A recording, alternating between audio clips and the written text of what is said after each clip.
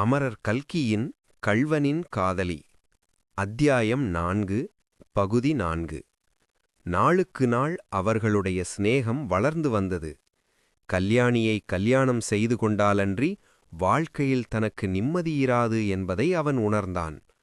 ஆனால் அவள் சொத்துக்காரி, தானோ ஒன்றுமில்லாதவன்.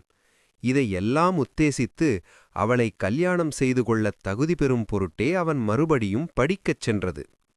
நன்றாய் படித்து பெரிய உத்தியோகத்துக்கு வந்துவிட்டால் கல்யாணியை தனக்கு கொடுக்க மறுக்க மாட்டார்களல்லவா? ஆனால் அதிர்ஷ்டம் அவன் பக்கத்தில் இருக்கவில்லை.